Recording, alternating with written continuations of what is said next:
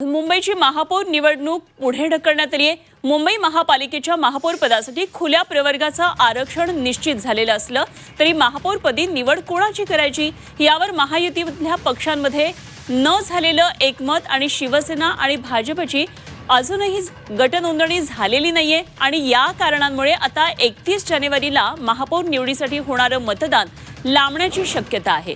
त्यामुळे ही निवडणूक फेब्रुवारी महिन्यामध्ये होण्याची आता शक्यता आहे। त्यामुळे आता जानेवारी महिना संपून पुढच्या महिन्यामध्येच मुंबईला नवे महापौर मिळतील अशी ही शक्यता आहे।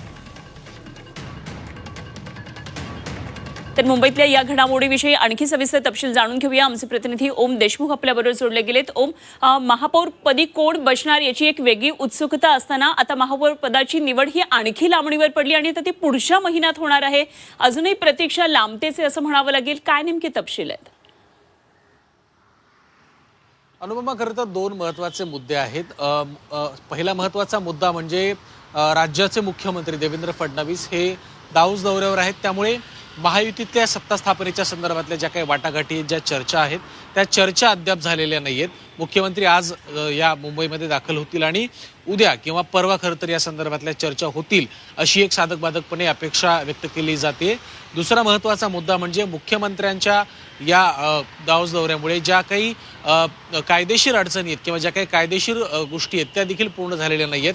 मुख्यत्वे महापालिकेतल्या नगरसेवकांचा, नवनिर्वाचित नगरसेवकांचा एक गट जो असतो तो स्थापन करावा लागतो। मात्र मुख्यमंत्र्यांच्या आणि उपमुख्यमंत्र्यांच्या संयुक्त बैठकीची प्रतीक्षा असल्यामुळे खरं तर हा जो गट स्थापन करण्याचा जो विषय आहे तो अद्याप झालेला नाही। गट स्थापना झालेली नसल्यामुळे सगळ्याच कायदेशीर गोष्टी आणि एकंदर महापौर निवडीची जी काही प्रक्रिया आहे ती कुठेतरी लांबल्याच आपल्याला कळते। खरं तर 31 जानेवारीपर्यंत ही प्रक्रिया पूर्ण होणं अपेक्षित होतं, परंतु या सगळ्या गोष्टींमुळे आता फेब्रुवारीच्या पहिल्या आठवड्यामध्ये महापौर निवडीच्या संदर्भातली प्रक्रिया पार पडेल असं आपल्याला कळतंय। आज मुख्यमंत्री या ठिकाणी दाखल होतील आणि मुख्यमंत्री आणि उपमुख्यमंत्री एकनाथ शिंदे यांच्यासोबत प्रदेशाध्यक्ष रवींद्र चव्हाण या तीन नेत्यांची महत्त्वपूर्ण बैठक होईल। साधारणपणे बैठकीच्या 2 फेऱ्या होतील अशी एक अपेक्षा व्यक्त केली जाते। त्यामुळे महायुतीतल्या जागा वाटपाच्या संदर्भातल्या ज्या चर्चा होत्या किंवा महायुतीतली सत्ता स्थापना, महापौर पद असेल किंवा स्टँडिंग कमिटीचं चेअरमन पद असेल, या 2 महत्त्वाच्या खरं तर गोष्टी आहेत ज्यावरून चर्चा आहे आणि खरं तर चर्चा ही अजून काही दिवस चालू शकते अशी देखील एक शक्यता आहे।